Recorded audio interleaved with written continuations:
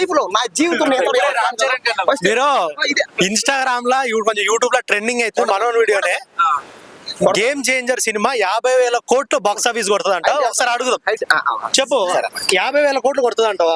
అవును కొడుతుంది అన్న, 50,000 కోట్లు కొడుతుంది. అంటే మనం చెప్ప 50,000 కోట్లు కొడుతుంది. ఎన్నిసార్లు చెప్పాలి 50,000 కోట్లు ఇప్పటిదాకా హాలీవుడ్ సినిమా కూడా రాలేదు. తెలుగు సినిమా కాదు కదా, హాలీవుడ్ అవతార్ టైటానిక్ పాయింట్ లోకి వస్తానా.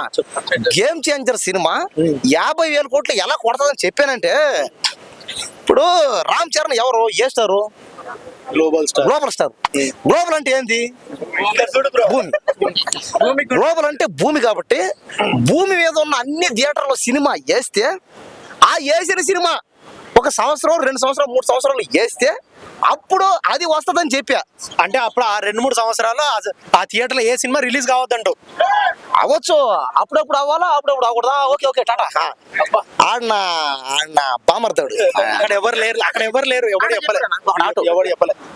కాబట్టి ఖచ్చితంగా అంటే సంవత్సరం కాదులేండి, ఏదో ఒక 3 నెలలు 4 నెలలు వేస్తే వస్తుంది, లేదా అట్లీస్ట్ ఒక 2 నెలలు వేస్తే రాలేదు కదా అంత కలెక్షన్ వస్తాయి.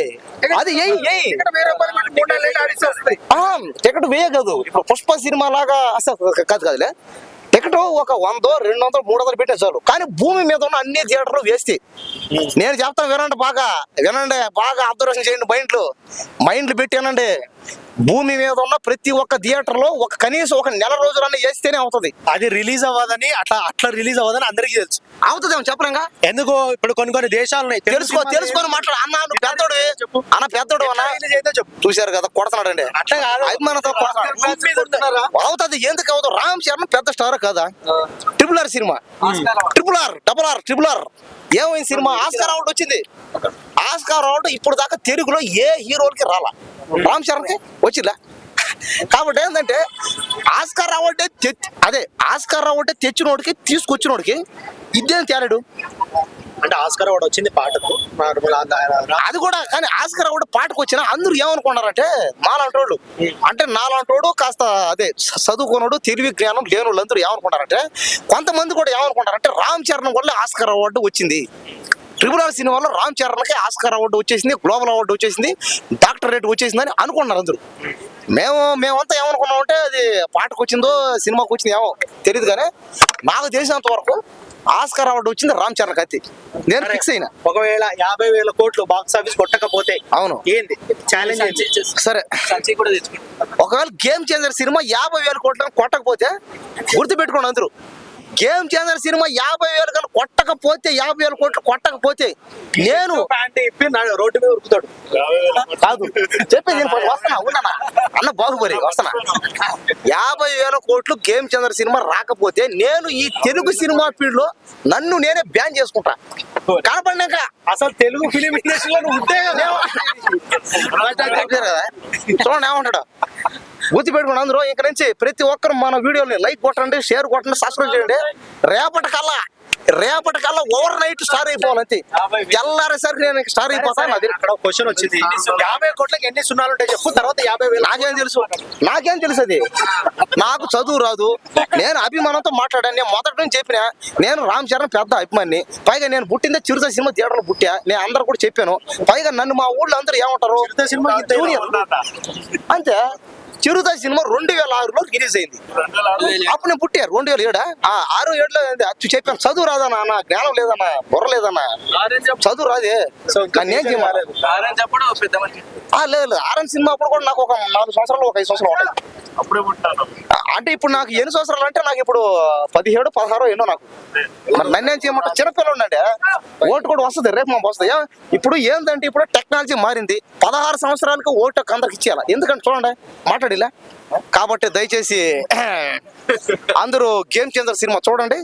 గేమ్ చేంజర్ సినిమా చూసిన తర్వాత మీకేమైనా డౌట్లు ఉంటాయి, వెంటనే మన Kumar life style YouTube channel subscribe చేయండి, లైక్ చేయండి, షేర్ చేయండి, కామెంట్లు అడగండి. అక్కడ నేను క్లియర్ చేస్తాను.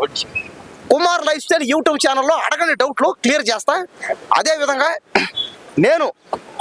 నేను ముఖ్యంగా గుర్తుపెట్టుకోండి, అశోక్ కుమార్ బాబు, నేను వచ్చే నెల మళ్ళీ ఇదే తేదీన మళ్ళీ 24వ తేదీన ఇక్కడికే వస్తా మళ్ళీ game changer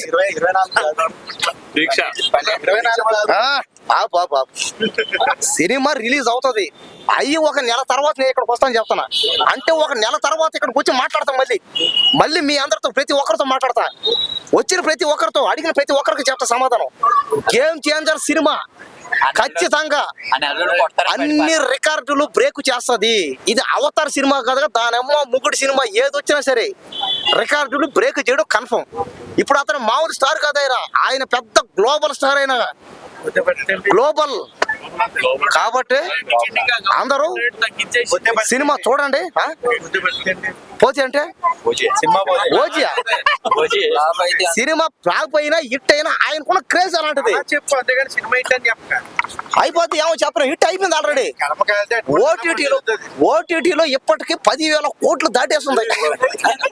game changer cinema ఓటీటీలో 10,000 కోట్లు పైనే పోతుంది. పైగా ఏం వస్తుంది, ఎవరు వచ్చినా సరే ఆపలేరు దాన్ని.